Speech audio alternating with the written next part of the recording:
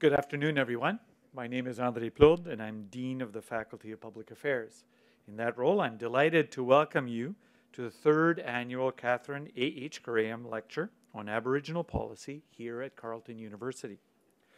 Carleton University acknowledges and respects the Algonquin people, traditional custodians of the land on which the university campus is situated. I'm honored to introduce to you Elder Jim Albert, who will open our event today. Elder Albert is Bear Clan. He is no stranger to Carleton. He was a long-standing member of the School of Social Work here at Carleton, was at some point in time director of the School of Social Work, and has taught and been part of educational experiences in conventional university settings and involving First Nations practices as well. So I would like Elder Albert to come up and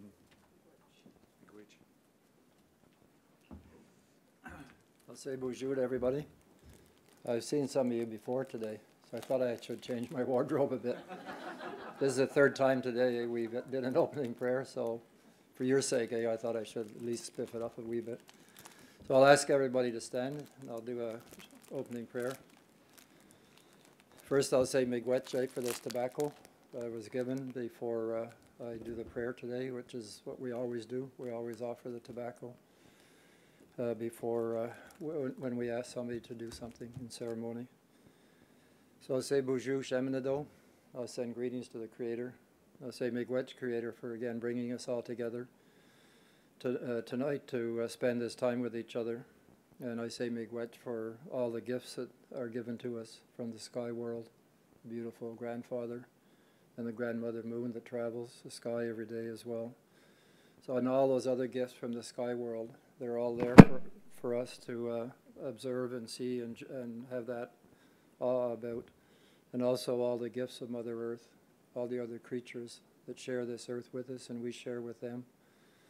And all the plants and trees and all the other creatures that are there to help us along in our journey.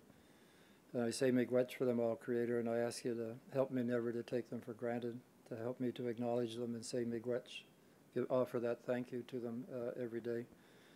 So I say miigwech for all of those things that I've have in my life to help me on my journey, and all the other people that walk with me, people that I know that are close, my family and friends, and then all the other layers of people that are around us all the time that are there to teach us, to accompany us, to share their love and their wisdom and their ways with us. So I say miigwech for all that, Creator. I'm blessed by so many things. I just ask you, Creator, too, because I always have to ask the Creator for things, because we always need things as well. And I ask the Creator just to help us all be in a good way with each other tonight, to have those good ears to hear the words that are going to be spoken, for our benefit, for us to hear, and help us have those good ears to hear the words in a good way. Yaho, miigwech.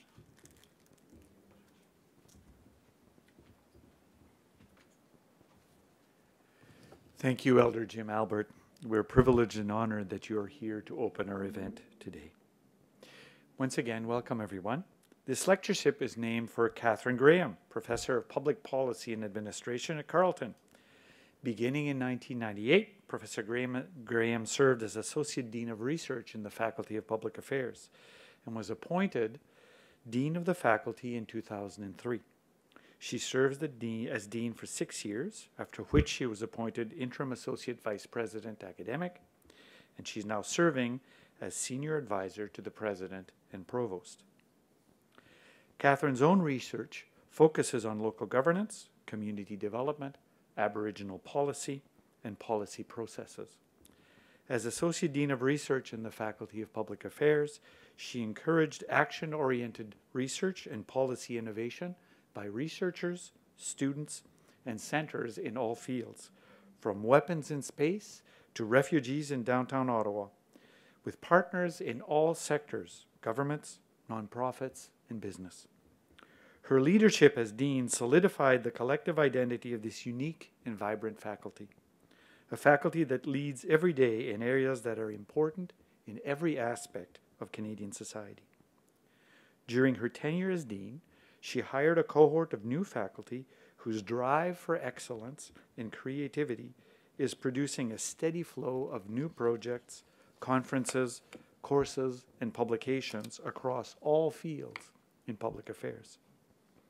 She led successful fundraising initiatives involving the McConnell Foundation, Bell Canada, the Royal Bank, as well as broad-based support for Kruger College, scholarships and academic chairs, and from private and public donors. Catherine is also known for her excellent work in championing community service learning. With Sonia Bata, she pioneered the Carleton Batawa Initiative, a collaboration between Carleton University and the Batawa Development Corporation to make the community of Batawa a model for sustainable community development. She chairs Community-Based Research Canada, a national network of universities and community-based organizations fostering community university research engagement. In addition to all of this, Catherine has demonstrated a long-standing commitment to engaged research on Aboriginal policy. She served as an advisor to the Royal Commission on Aboriginal Peoples and to numerous Aboriginal government and policy organizations. She has conducted research on issues facing Aboriginal citizens in urban centres, governance models for northern communities, and the challenge and opportunities associated with Aboriginal education. She has been a champion of the public administration program delivered in Nunavut by the School of Public Policy and Administration. This lectureship was established in recognition of Catherine's contributions to Carleton University and to the field of Aboriginal policy. Being who she is, Catherine will want the focus of the event in her honor to be on the substantive issues of the lecture, and the spotlight to be on our remarkable speaker, Satsan. But Professor Graham herself deserves to be honored for her record of achievement and her contributions to Carleton, to Ottawa, to Canada, and indeed to the world. Please join me in acknowledging.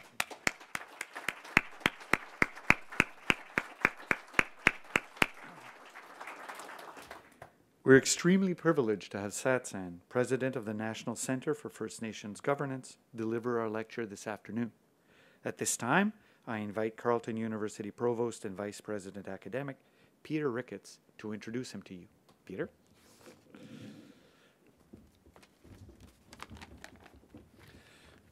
Thank you, Andre, and welcome, everyone. It's really wonderful to see so many people here this evening at the Catherine Graham Lecture to listen to our speaker, Satsan, Herb George, and we're very, very grateful to you for coming right across the country, I suspect, but to be here, and we are very, very grateful for that.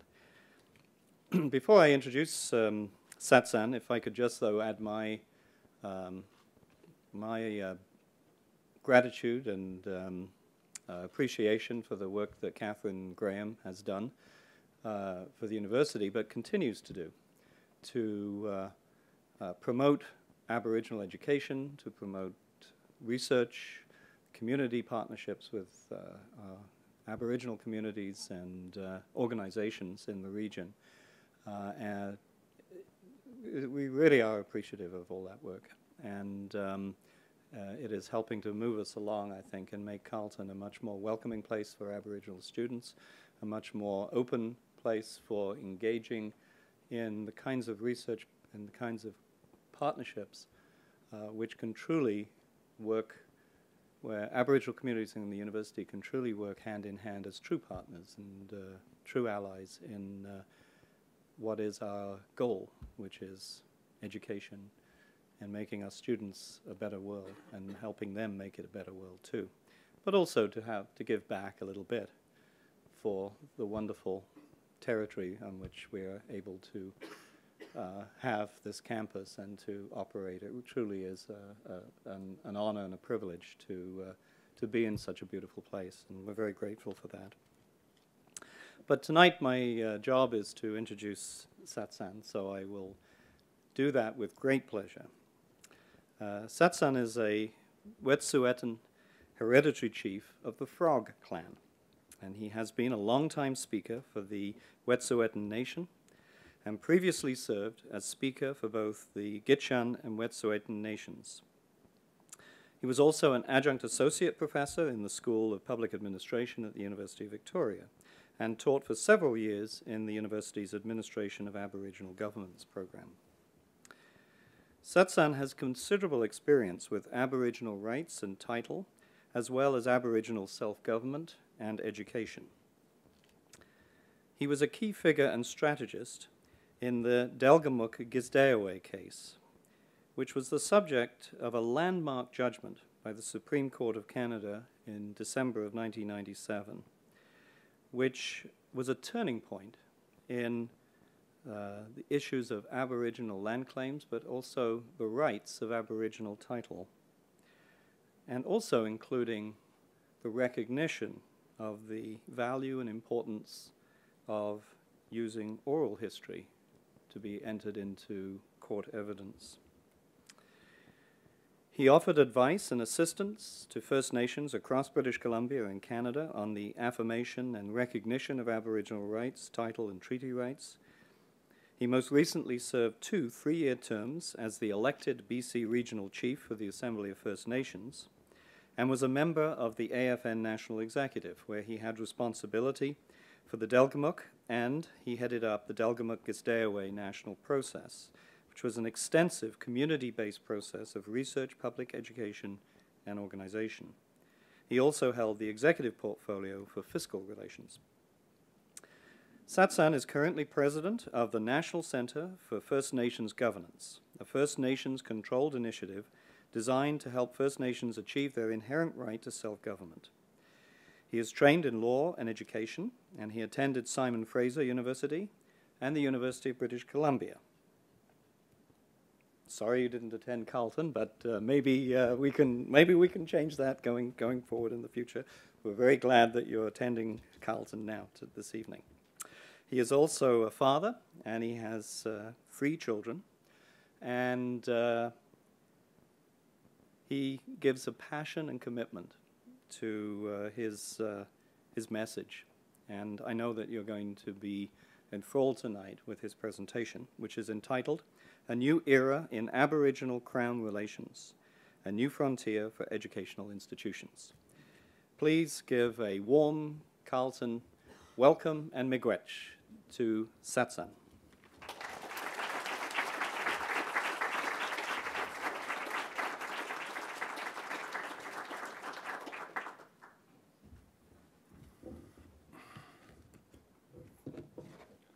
Someone stole my pen. Thanks very much for that wonderful introduction.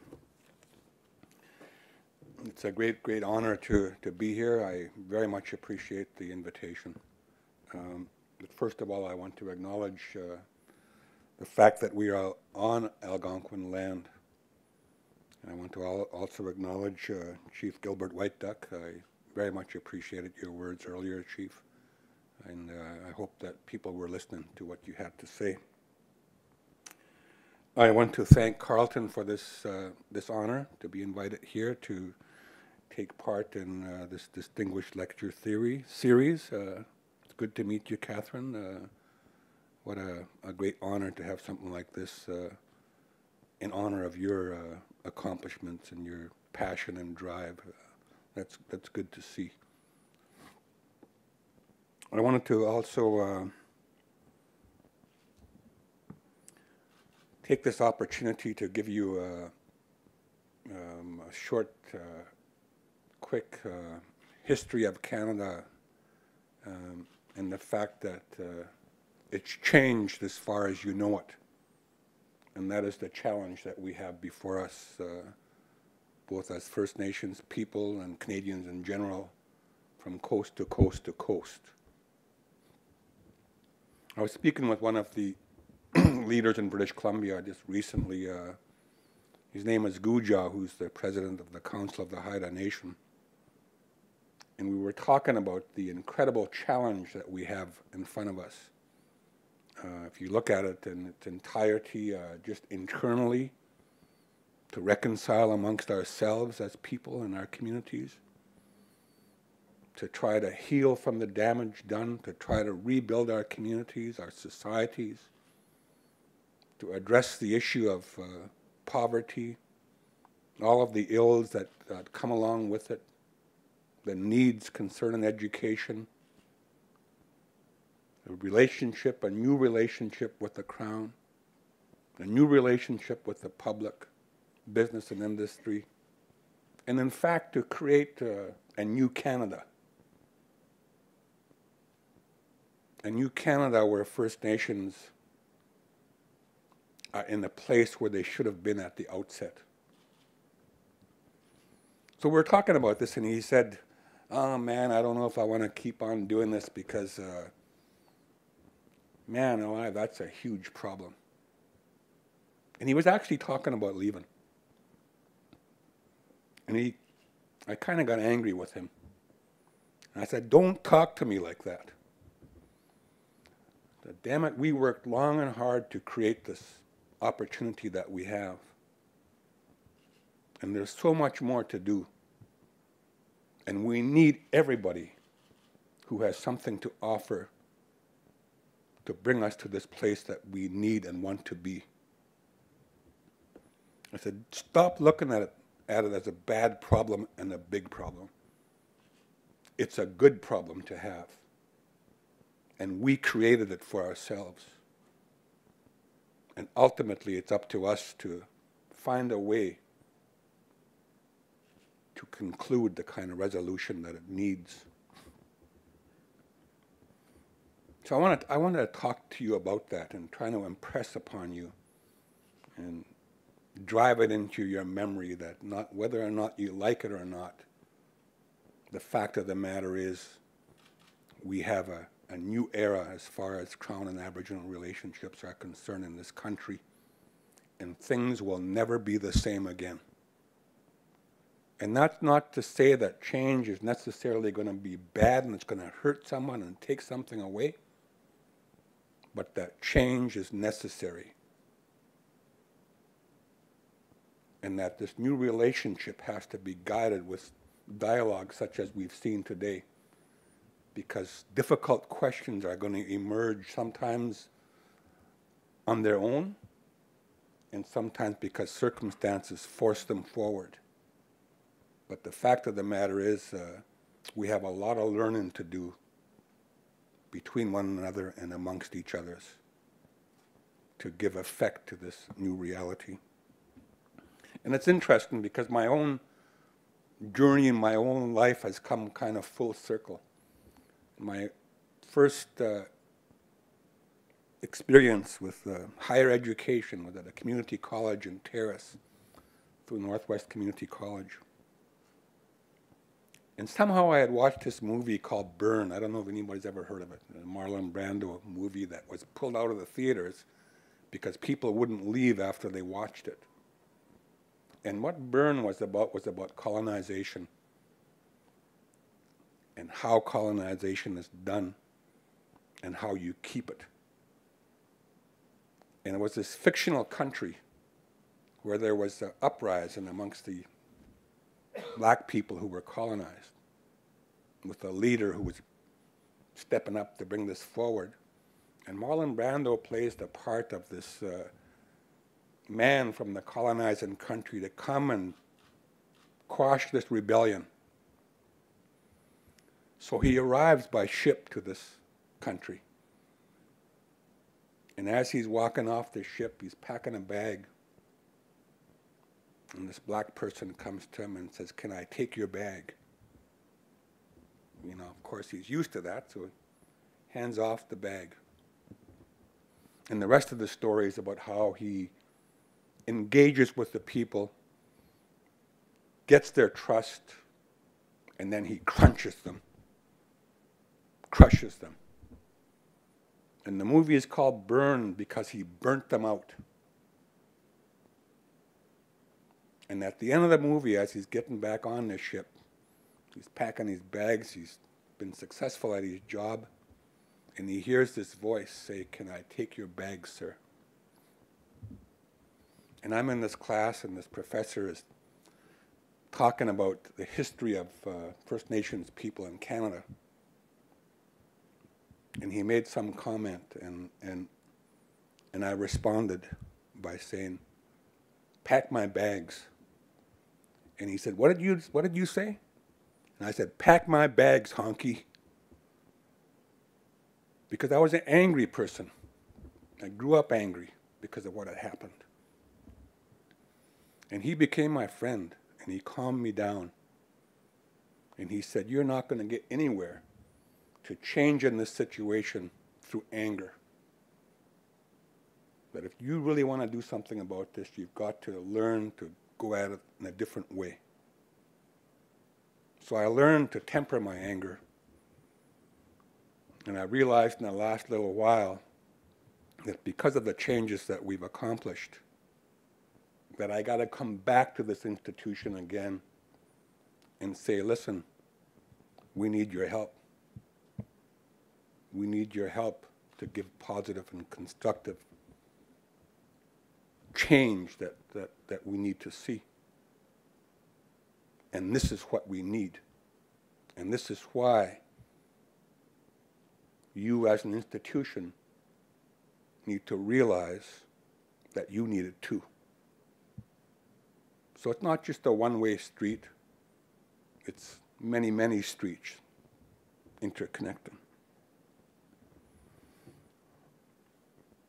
But I want to talk about this new era, and it comes from a new memory.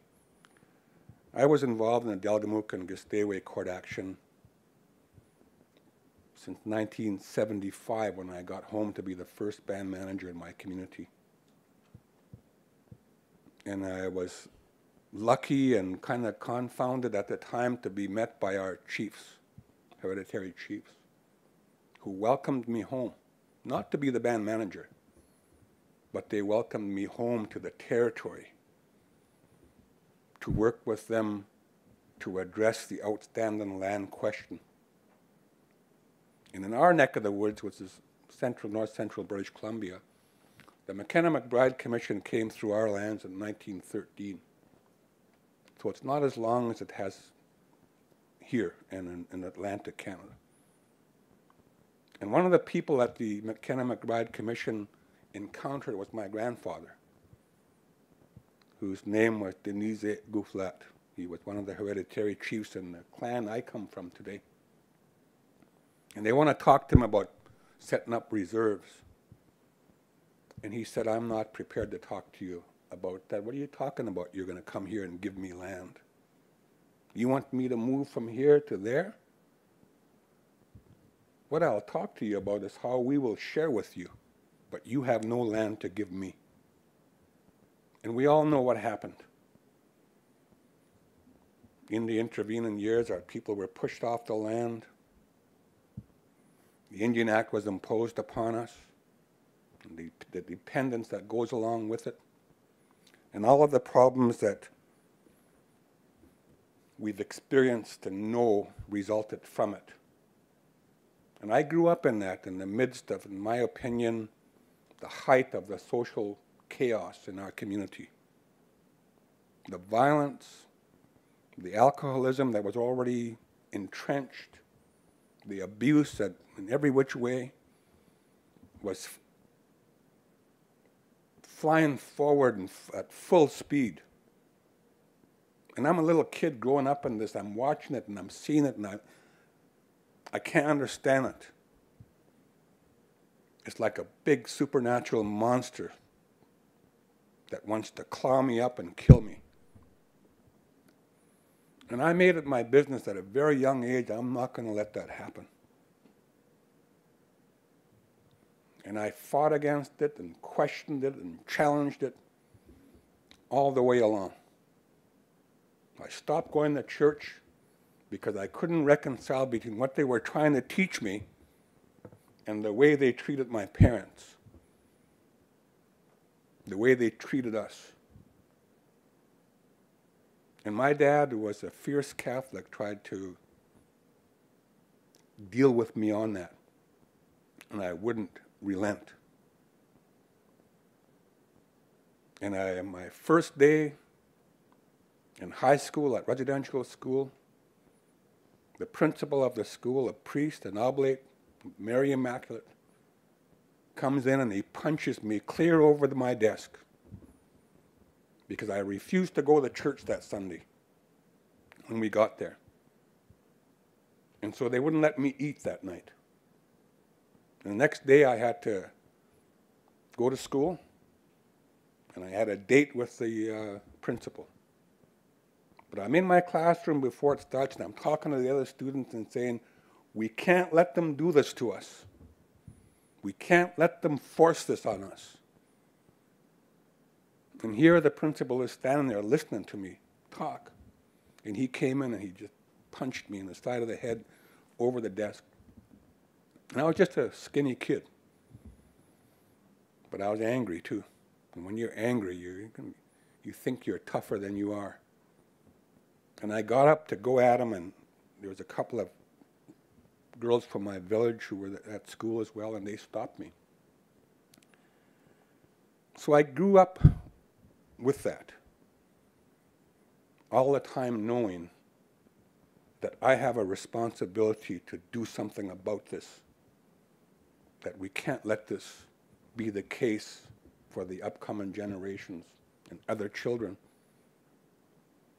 And there's got to be some explanation for this. It has to change. And so that's what our hereditary chiefs were doing, our elders and our people. We started the challenge to address this matter. And we did all kinds of different things. There was a time when I first got home where 13 of our elders and chiefs were arrested on the rivers for fishing. And according to the Department of Fisheries and Oceans, fishing illegally. And so it was an undercover operation, and they arrested all these people. And so my first task was to be appointed to the Defense Committee. So there were 4 of us that were appointed. And we won all those cases in 1 year and a day. Only one case went to appeal, and we won that as well. But we won them all by technicalities. It didn't really change anything. Most of all, they couldn't identify us, because we'd pack the courtroom with whoever's being charged with all their relatives. And the one thing that we banked on is that we all looked the same to them. So of course they never could identify people, so we'd win. And then Kamano, the big Kamano completion project was on to dam rivers in our area to do more flooding.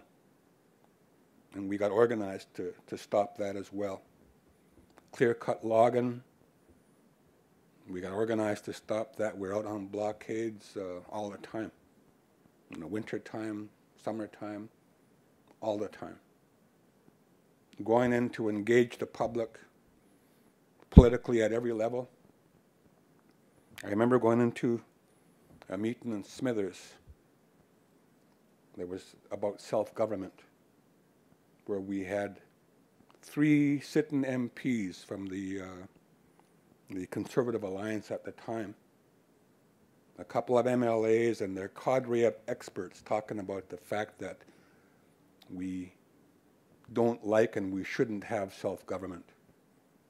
So I attended this meeting, and there was only one other First Nations person there, and the place was packed. So they all had 15 minutes, and the facilitator says, does anybody have a question? So I put up my hand and I said, well, I don't have a question, but I'd like 15 minutes up there to rebut because the First Nations side is not here. So the guy asked the people, what do you think? Should we hear from Herb? Oh yeah, bring him on. So they brought me on. So I got up there, did my presentation to them. And at the end of my presentation, there was just this unbelievable response. People were jumping up and down, hollering, I'm a welfare bum, I'm a drunk, I'm a lazy, no good for Indian, everything you can imagine. And I was shocked. But I started to cheer them on. I said, come on, I can't hear you, louder. And they got louder and louder and louder. And then they caught themselves. And they calmed down and they sat down. And I said, good on you. good on you for you to get that off your chest. Because at the end of the day, you still got to talk to me. You know, and people thought I was crazy to be able to do that. But it's what it took. And it went from that situation to a year later when people in that community were saying, Satsan, if you want a place to build your house, you can come and build it right next to mine. You know, so we started to change the public perception around the area. And we went into the Supreme Court of British Columbia in 1986. And we did it in Smithers. We convinced the Supreme Court to come to our territory. And we lost at the Supreme Court of British Columbia because the Supreme Court didn't believe our evidence. Because what we did was we led with our own evidence from our oral histories. And of course, we know that under the rules of evidence, that's referred to as hearsay. So we had to do this trial within a trial called a voir dire to try to create a situation where the court would accept it and give weight and respect to it. And the argument that we used was the Bible. You know, when our chiefs and elders and people were getting up there to give evidence, we had to swear on the Bible. So we pointed out to the court that the Bible in its entirety is a result of oral history. And what resulted was we were able to continue to give our evidence. But what happened with the decision is that the Chief Justice at the time didn't take it into account. Didn't believe it. In fact, he suggested that we made it up. And he said that at best, our lives were nasty, brutish, and short.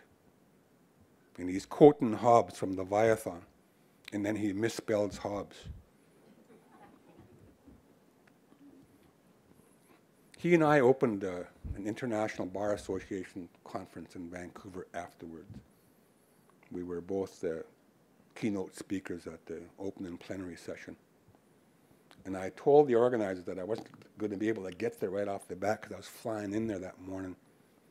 And so the whole conference was held up because Chief Justice McEachran, as he then was, wouldn't go on by himself because he thought that I was going to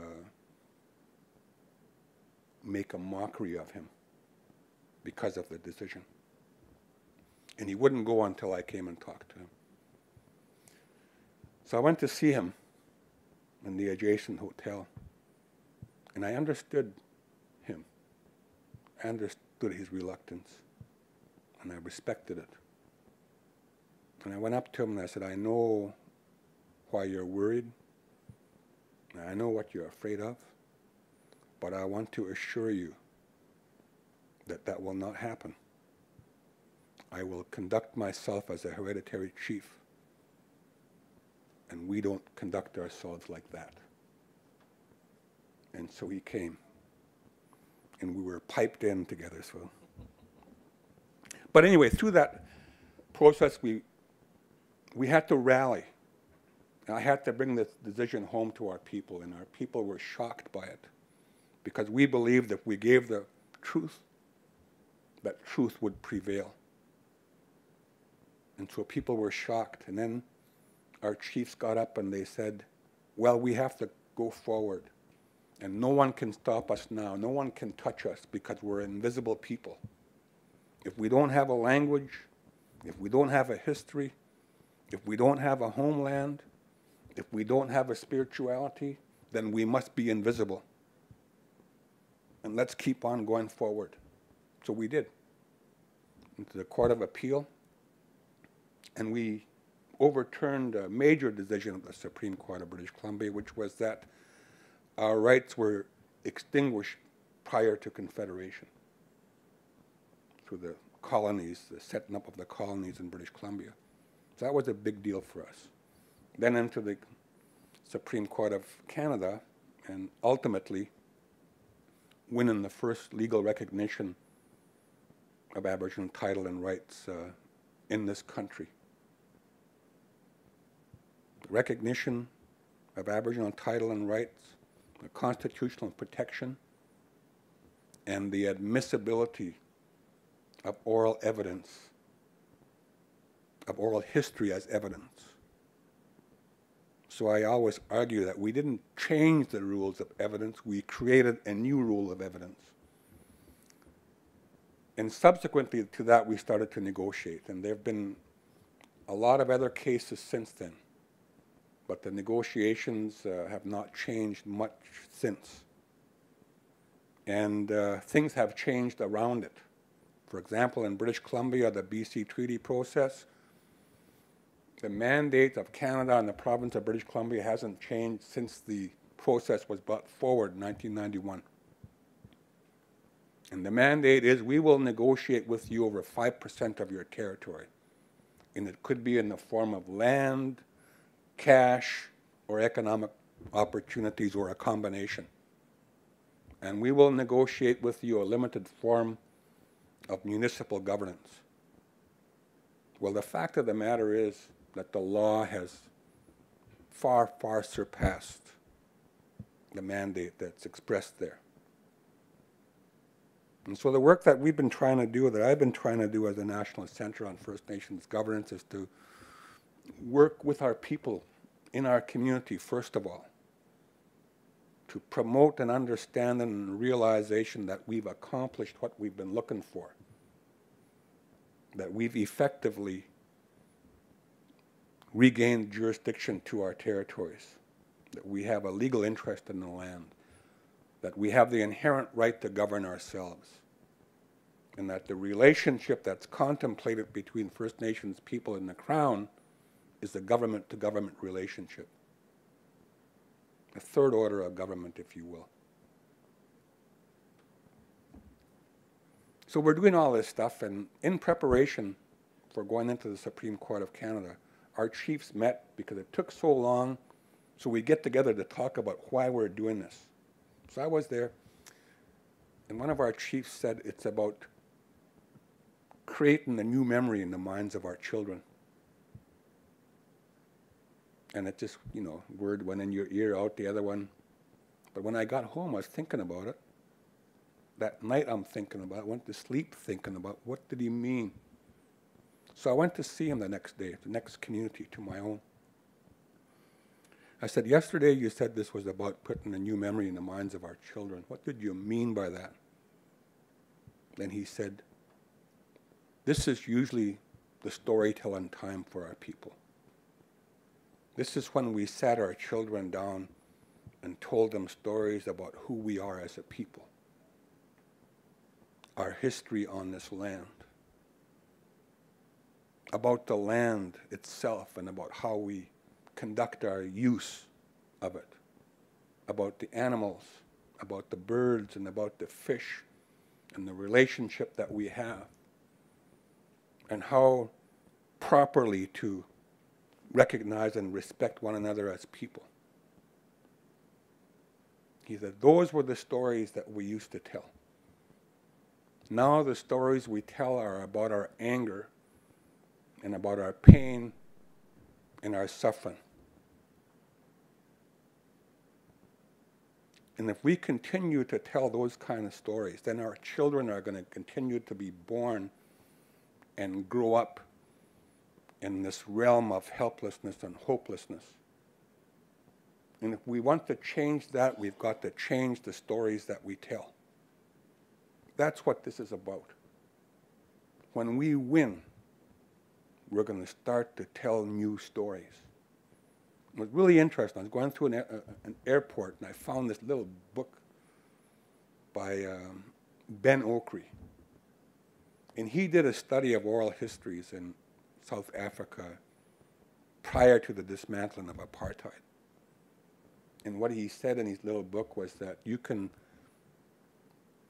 tell the health of a people and the state of a nation by the stories that they tell. And that really connected up with what our chief said. So what I've been trying to do is to tell different stories, to about being successful, about achieving your goals, to replace helplessness and hopelessness with powerful hope and a new vision for the future. But people sometimes don't believe it.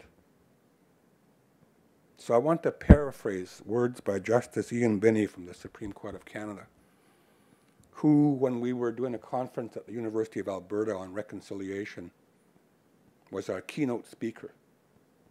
And while he was in practice, he was often on the other side of the fence from us as far as the battle goes. And he was a formidable opponent. So our nickname for him was the Prince of Darkness. And here he is, a Justice of the Supreme Court of Canada. Anyway, he got up, gave his keynote speech, and he put it in the context of an article written by Gordon Gibson in the Globe and Mail, where Gordon Gibson said three things. He said, one, the Supreme Court of Canada has given Indians too much. Two, where does the Supreme Court of Canada get off on being social activists? And three, where is the legitimacy? Justice Binney got up and he said, people like Gordon Campbell and the rest of the Canadian public have got to understand that we are in a new era as far as Crown and Aboriginal relations are concerned. We aren't giving Indians anything more than they already had, which is pre-existent sovereignty, which is not the subject of a grant from anybody. They already have it. They continue to have it. And as far as being social activists is concerned, we've forced First Nations into our court because we've denied them. And whether you like it or not, they've came into our court, in effect a foreign court, and beat us at our own game. So get used to it.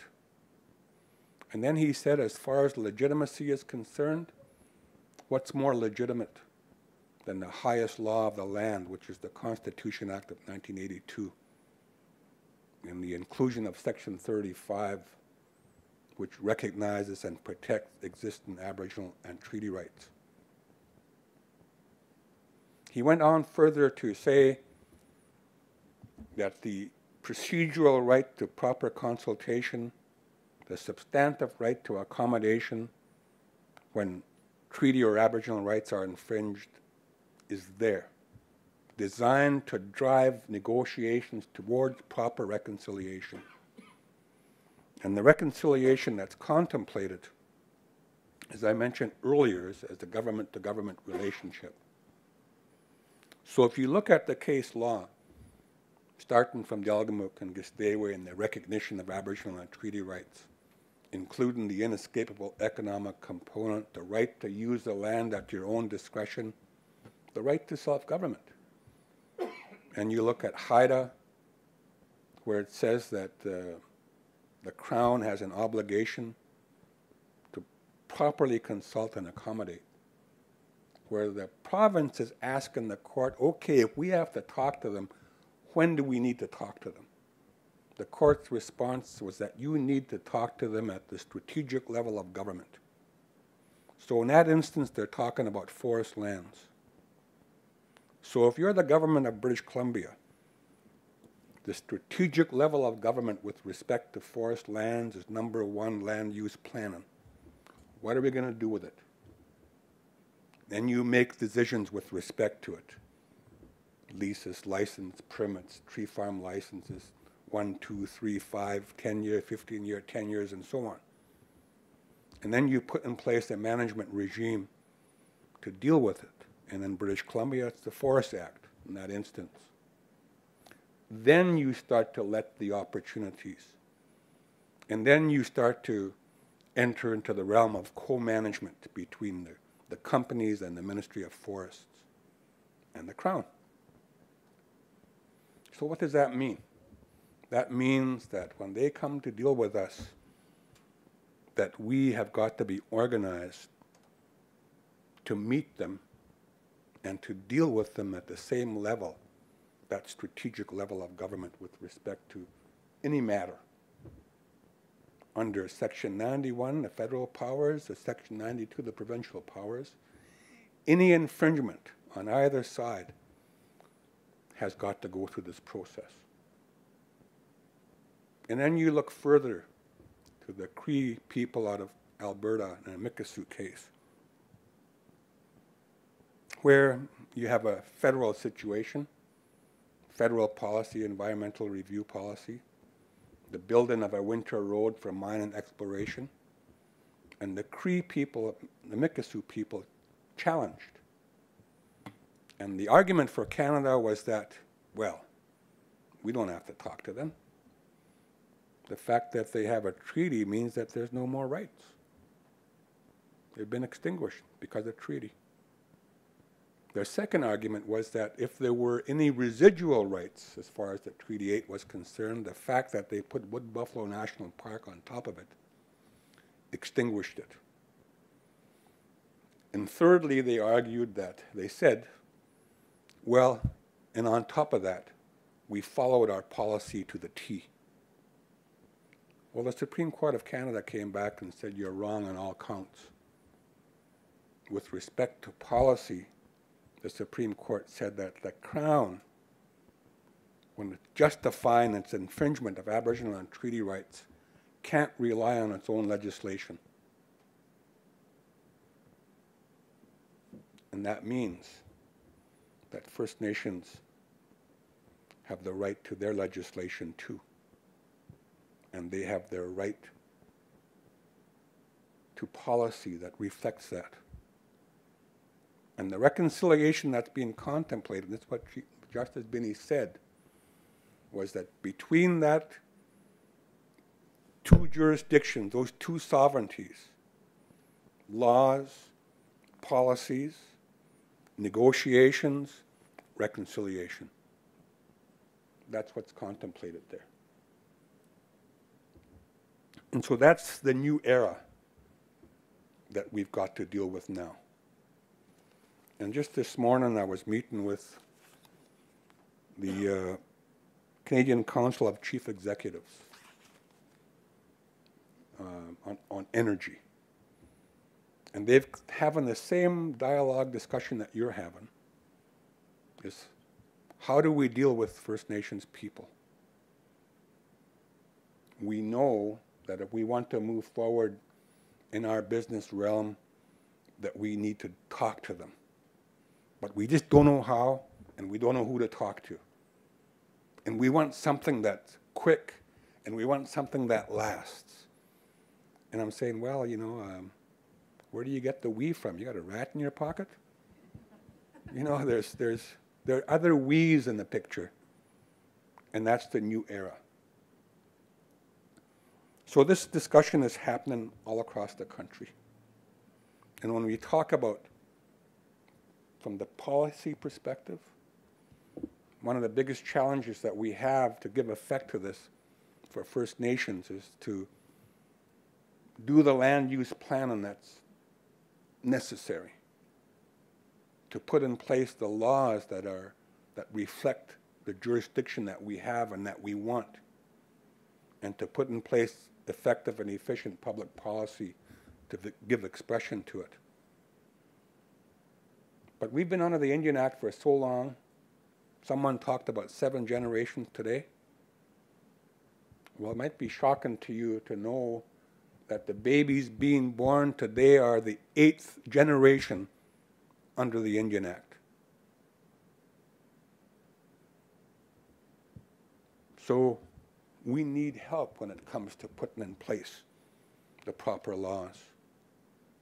We need help when it comes down to talking about effective and efficient public policy to reflect that, because we don't have the experience right now to do it. So if you look at the picture in its entirety, you'll see that what is needed goes right from the realm of, on the one hand, land use planning and decision making, natural resource management, fiscal relations, public administration, health, education, child welfare. It's enormous.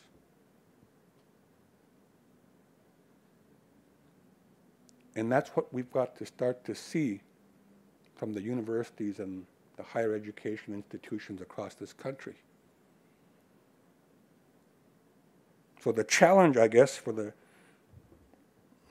universities in this new frontier is that exactly what it is.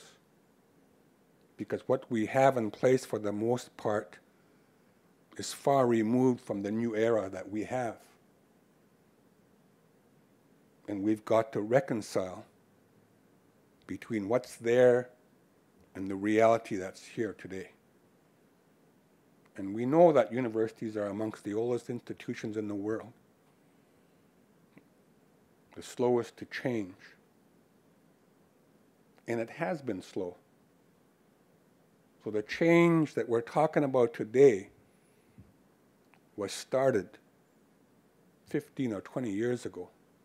And it's now just beginning to manifest itself in the dialogue between and amongst people. So the way I look at it is that I'm very, very optimistic about the opportunities that we have and the challenge that we've got in front of us, the good problem. Because it means that we've got to find a way to deal with it. And in order to find that way, it means we've got to create opportunities for dialogue amongst the proper people, to find our way through it, to find solutions that work, that are respectful. And it's not just about skills as far as our needs are concerned. It's also about teaching Canadians a new history and a new reality. So that's a big, big challenge, to see if we could change the way history is taught, to change the curriculum, to recognize that we're not just a problem and a drain on the taxpayers' dollars, that we are the first people of this land. And when you talk about Confederation, we are the fathers and mothers of Confederation.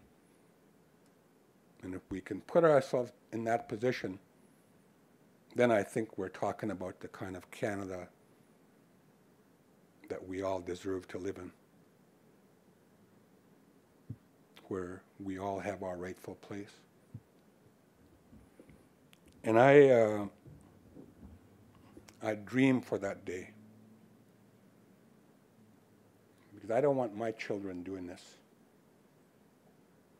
And I'm just getting a little bit fed up with it myself. You know, I'm kind of tired of talking about it. But it's important. So we have this new era, there's no doubt about it. We have this tremendous challenge ahead of us.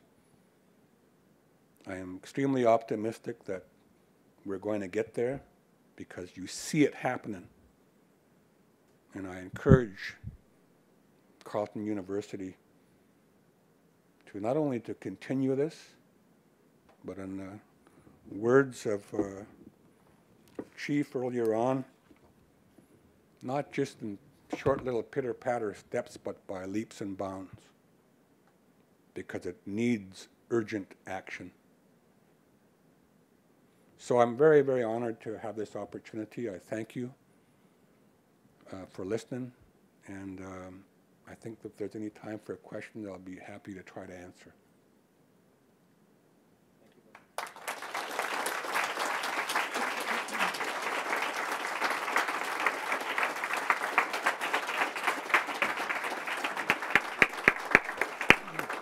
So Satsan has agreed to take some questions. So there is a microphone in the back. Could I invite you to go there, and please identify yourself. And then short questions, please, would be great. Thank you.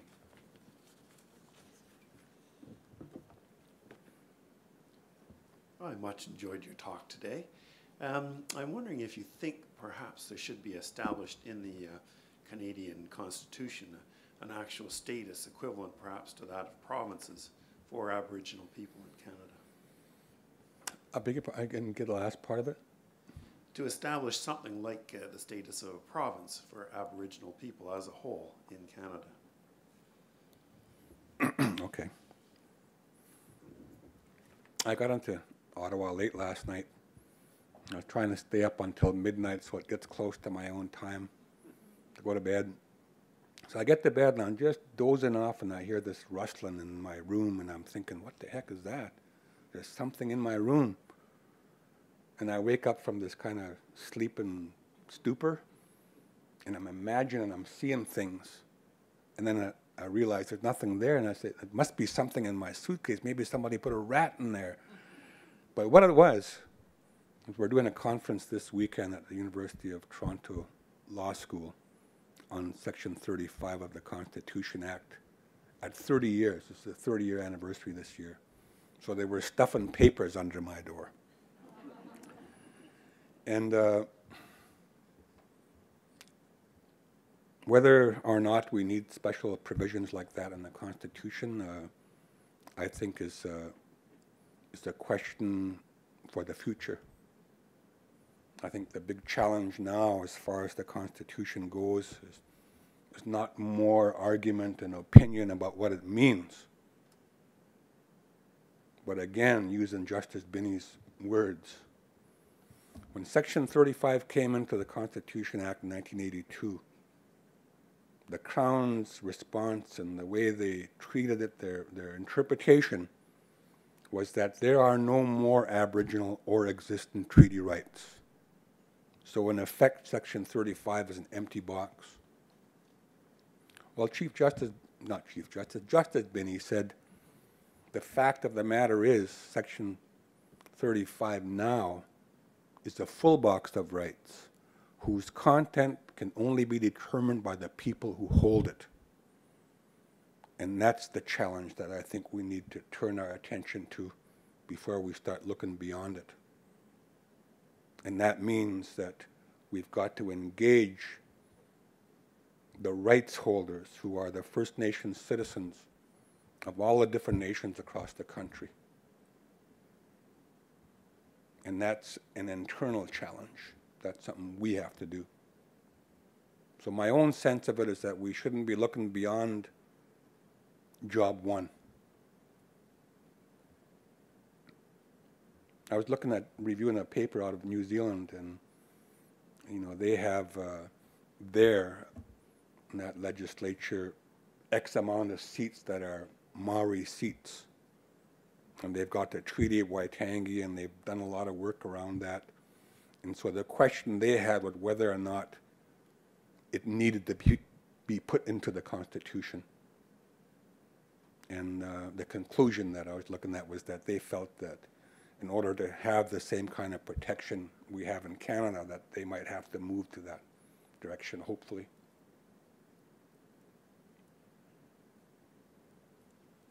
Hi, my name is Brian Owens. I'm a student here at Carleton and currently working with Aboriginal Affairs on a work term. First, I'd like to certainly thank you very much for your presentation. It was very enjoyable. The question that I had for you is related to the fact that the federal government is putting together and has in these past years a lot of legislation or functions that have direct impacts on First Nations people in the country. And one of the consistent concerns and objections has been a lack of consultation. And that's something you touched on your presentation. And the question that I have is whether well, I suppose one of the examples that this sort of draws on is the proposed bill right now that makes changes directly to the Indian Act, removes some references to residential schools, removes the requirement to have bylaws approved by the minister. And I think those are things that would have garnered a good deal of support, but there was a lack of consultation up front. And my question is whether you would support or advocate for sort of an outright rejection of such approaches on the principle that there was insufficient consultation, or if you would prefer to take the approach of using the positive aspects of those pieces of legislation and pushing for greater consultation in the future. Wow. If I answer that, people will think I'm running for something. That's a tough question. Because it, notwithstanding what I've just said, it clearly flies in the face of it. Because if there was recognition there, you wouldn't have a situation like that. And that's part of the problem that we have across the country, and it's a problem that the chief executives were speaking to as well. What about the Crown? And if you look at what we've accomplished in the law and the constitutional and legal obligations that are there in terms of legislation and policy, I would say that the province of British Columbia, just in terms of policy, is probably further ahead than anybody else in the country. And it's because a lot of it is happening there. But if you put it up against, on the scale of 1 to 10, 10 being the law, and the law doesn't reflect everything that I believe my right is, but I think it's enough to get there. So if we measure it in the law as 10, British Columbia's policy is about a 1.5. And what British Columbia, the political strategy, is to get all the First Nations to engage them under their policy. And they'll do that happily as long as all the cows keep coming back to the pasture. There are a few nations in British Columbia, however, that the province treats differently.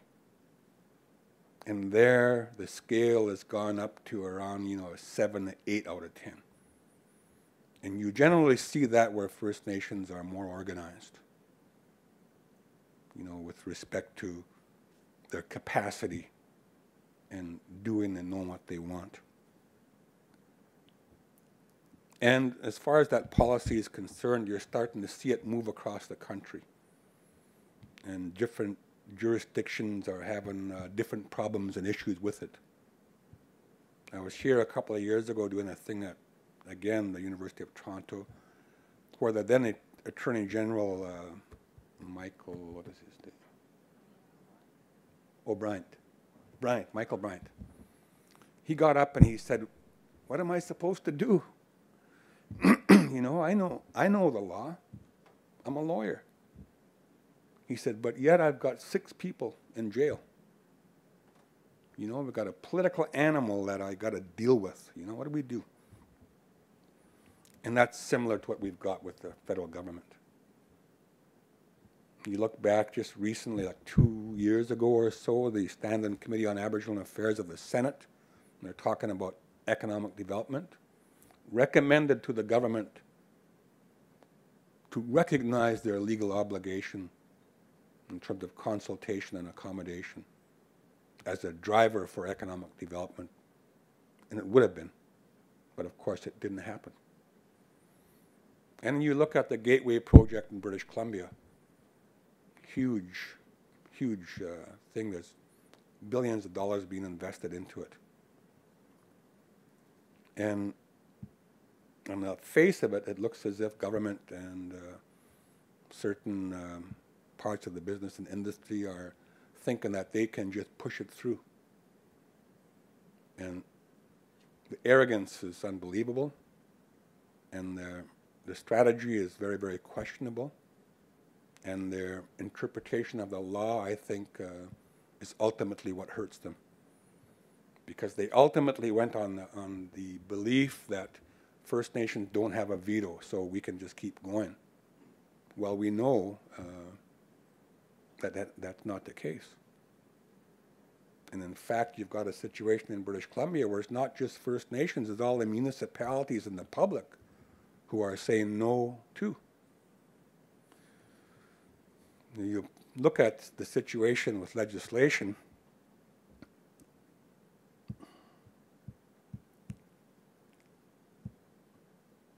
there's a roaring silence that confounds me. We have our provincial organizations, we have a national organization. And I was just thinking the other day, this government is running over our national chief, is trampling our national chief, and no one is helping. There's a reason why all these different things have happened over the past while, different processes, because we forced the agenda. And it seems to me, in my own experience, just going back in my own part of the world, since 1991, we've taken the foot off the gas pedal, and government has gotten complacent. You know, they've started to think, oh, well, you know, we've got them taken care of. And that's what we're starting to see. And I think it's a dangerous place for government to go, and there's no reason to be going there. I think that the proper thing to do is to engage the First Nations properly. They did, and then they went on their own. But I think the big challenges for First Nations itself, I mean, ourselves, you know, sometimes we're not only talking out of both sides of our mouth, we're talking out of four sides of our mouth. We can't even understand ourselves sometimes. You know, so there's got to be discipline and focus and commitment amongst our own people and leadership before we get to talking with Harper or anybody else about legislation. And that's proper recognition and respect. That's the kind of reconciliation that we need to see. And I'm not sure if they're going to be successful or not. I think it's like a lot of trial firing, seeing if we'll blink. But, you know, to be honest with you, this last while, I just turned 60 years old. You know, I'm thinking about, I've been doing this all my life. And I wouldn't mind to try a few other things. Like, I think I'd be a great artist, maybe a crossover country blues superstar. You know, like, I think about stuff, you know, I would like to do. But this stuff that's happening is kind of getting in my craw, man. I'm starting to feel like I'm going to put back on my gear. And I'm going to get back out there, and I'm going to, you know, make them realize it's in their best interest to treat us differently. But I don't really want to do that. But that's the way I feel now. And it's unfortunate. You know, we have a government of this country which doesn't even recognize its own constitution and live up to the letter of the law that's there. And is still requiring of First Nations people to prove every little bit of our existence in the Constitution. Nobody else is required to do that. Were you ever required to prove you have title in the land or rights or anything like that, to have the benefit of the Constitution? Anybody here? No. An immigrant from any country in the world can come here today and gain citizenship and say this land is theirs. And no one's going to blink. Not going to bother anybody. Welcome. If you can make us better, welcome. You know, so it's sometimes it's really, really hard to get your mind around. It's a long answer to a short question, but okay. Thank you very much for your really deeply inspiring speech that I'll remember for a long time. You were talking about 8 generations, and in that context you were saying that you need help. And I'm wondering if you could speak about your view of a model of collaboration, of healthy collaboration in the context of the Carleton community. If that makes sense. short questions. So. Okay, thank you. Yeah, it really is amazing. 8 generations. My youngest son just came home on this past Monday from being in the States for a couple of years. He got home and we sat down to talk, and I started to talk, and he said, "No, listen to me. I got something I want to say." I said, "Okay." And he said, "You know, Dad, I'm really concerned about our culture and about our language and our history, because I fear we're losing it. And if we lose it, who am I going to be?" You know? And that's what all of those young generation are talking about. That's what's most important to them. It's about their identity as people. But in terms of help and a good constructive model, I live on Haida Gwaii, which is the homeland of my wife. That's where my wife comes from. And they have a reconciliation agreement with the province of British Columbia, where in effect the Haida have regained their jurisdiction to their whole land. And they just, not too long ago, maybe a month or so ago, just released the annual allowable cut volume for Haida Gwaii. And it was done collaboratively between the province, the Haida and the non-Haida that are there. And they're doing similar things in other areas.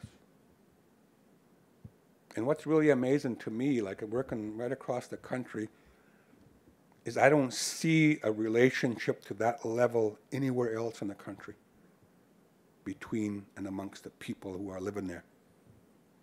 In fact, I was at a funeral one day, one of the elders in the village, and he was a grandfather. And he was the grandfather to this little white boy who was a grandson through a marriage. He was 15 years old. So during this ceremony, the Haida do their own thing. I noticed to my right, just a little wall there, this young kid, and they were putting the regalia on him, dancing apron being tied around his waist, putting a blanket on him, headdress. And I'm looking at this, and I'm seeing a red-headed white kid. And I'm amazed by this, and I'm watching the people to see what kind of reaction. And there was none. No negative reaction, no surprise. And then this other young Haida man goes walking up with a drum in his hands. And he said, "I'm going to drum for this young man who's going to dance in honor of his Chinai, which is grandfather in Haida. And he was from the Eagle clan. And he's going to dance the Eagle dance." And this young kid came out, and he danced the Eagle dance as good as I've ever seen it danced. And I got to say, I was quite taken by that. I thought that's the kind of reconciliation that we need to be working towards, when we can interact as people like that, with that much recognition and respect, where it doesn't bother anybody, that we can see it for what it is and accept it as it is. So there are examples like that. And those are good examples. Those are best practices that we could use in other places. Anybody else? I hope that answered your question. I lost you. Where were you sitting? Okay. Thank you very much again for your lecture. It was very educational, and also sharing your stories, I think, really helped. I'll admit that my education has been neglected, and I think that's part of the process in moving forward. And this is just sort of drawing upon the question that the last person had. You talked about a best practice example. do you have any, I guess, practical tools that we can use to better engage in a respectful manner? Because I think that that's sort of a concern when you talk about healing and I guess sort of the hopefulness that we have moving forward. That's sort of an issue I think that's in place. And I forgot to introduce myself. I'm an MBA candidate from the Sprott School of Business, and I'm also a junior policy analyst with NRCan. My research is focused on Aboriginal employment in the mining sector, so that's where my interest lies.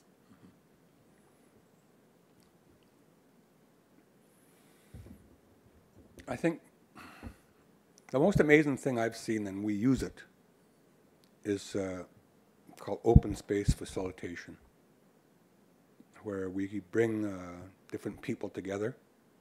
And we've done this in different parts of the country where we brought business and industry, First Nations, and government together to talk about this new era and to talk about building this new relationship. And my own experience is that it's the most practical tool that I know of, where you can bring people together in a respectful, constructive way and come out of it with something good. And we use it almost exclusively in our work. My feeling about just general facilitation is that usually you're facilitating to get agreement to a decision that's already been made, whereas open space is about something that comes from people thinking about the issue or the context or the problem and bringing forth their own thought on it. And I think that when you do something like that, people feel empowered, they feel respected, and they believe they're heard because they see it. And that was what I was bringing forward to the chief executives this morning, was to say, you might not know how to do this and have this relationship, but there are people who can help. You know, and that's, I guess, the key, to find the people that can help. Was there?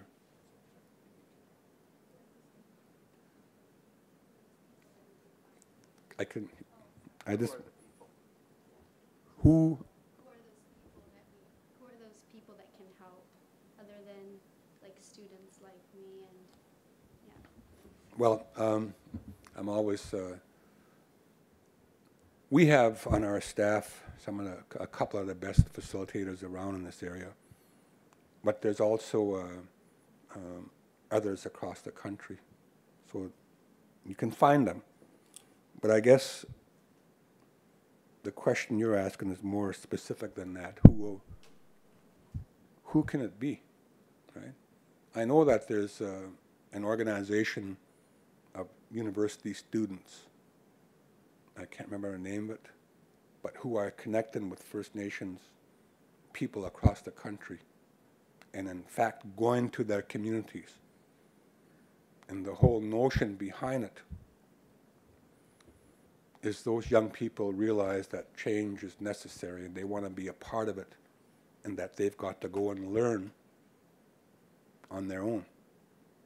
So, you know, we work with that organization and young people to connect them.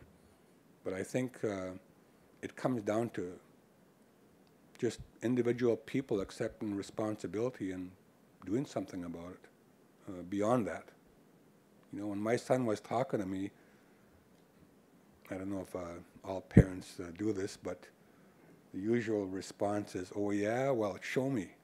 But what I said to him, I said, "Well, you know, you're absolutely right. That something's got to be done with this. But if you don't take personal action, then it's just words.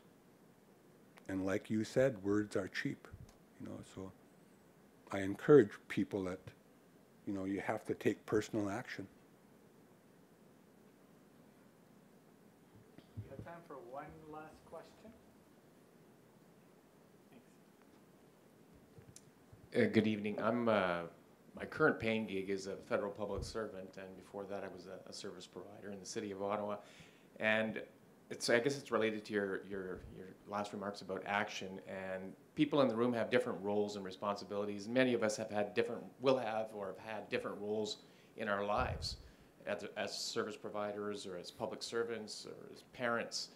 And one of the roles I think about is just our roles as citizens in sort of reframing the discussion about Aboriginal issues and moving forward on things. And I'm sort of reflecting on some of the discussions I've had with people who either weren't willing or weren't able to really sort of roll up their sleeves and think about Aboriginal issues in a productive, constructive way. And I was wondering if you could think about time in your life where you had somebody or a group of people perhaps where perhaps at the beginning of your interactions with them, you probably felt really strong emotions about their reactions because they were just either ignorant or they just didn't care or whatever the problem was. And you were able to sort of reframe the discussion, not as your role as a hereditary chief or a different role you might have had, but so you've got this role as, you know, a person who cares, and you want to reframe the discussion so that you can move forward. And the way you reframed the discussion actually changed somebody's perception of Aboriginal affairs in a productive way. So you had somebody that was really not playing along and that they were able to actually have a deeper appreciation for Aboriginal affairs. How do you do that in our day-to-day lives? Well, I can, again, just go to my own experience. Like I mentioned, I live in Smithers. And Smithers is jokingly referred to as the redneck capital of the North, well along with other communities, so there's a fight amongst them as to who's real. But as I mentioned to you, I went to this meeting where this unfortunate incident took place. And what it caused was a meeting amongst the 4 municipalities that are in our territories. The mayors and the council of those 4 municipalities and our hereditary chiefs and elders. And we came together at the Friendship Center in Smithers to talk about what has happened. You know, because elders from both sides were getting up and saying, our relationship used to be much different. And now we've got this relationship where people are attacking people. And the mayors and the councils all together agreed that we needed to stand together. That they needed to stand with us, we needed to stand with them. And to tell our respective peoples that notwithstanding the differences that we have, we won't stand for this. We will not allow this. And so that started a really, really positive new relationship start to emerge. And it got to the point where, you know, our chiefs, we have an office right in downtown Smithers. And just a couple of years ago, the Smithers Council passed a resolution recognizing the Wetísuwetíen office and saying we have no right to tax them because they're on their own land. And they exempted them from it in recognition of the inherent right. That's by resolution of the council. But that was a matter of about 4 decades of pretty intense relationship. Very, very adversarial to begin with. And now to the point where we're both working together trying to find our way forward. In fact, the town of Smithers and the Wetísuwetíen have a joint tree farm license that we work together. And the town is placed in it as saying in doing this, we will respect Wetísuwetíen values and principles with respect to the land. And for us to be doing it with them is to teach that. And I guess the best thing about that is I was on a ferry recently between Haida Gwaii and Prince Rupert. And there were a bunch of high school students from Smithers on the bus, from a Christian high school in Smithers. So I'm walking down, I didn't know they were there, and hear this voice say, "Hey, Satsan, we miss you in Smithers," you know. And I thought, why, you know, that's what it's all about, you know, it's getting to that point, you know, just recognize one another.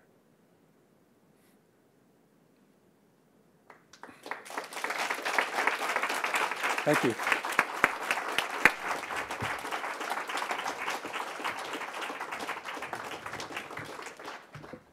Thank you very much, Satsan. It was an honor to have you here with us today. It was a privilege to hear what you had to say. Thank you for your testimony. Thank you for your challenge, and thank you for your call to action. So on behalf of Carleton University, thank you very much. Small token of appreciation. Thank you, I appreciate it.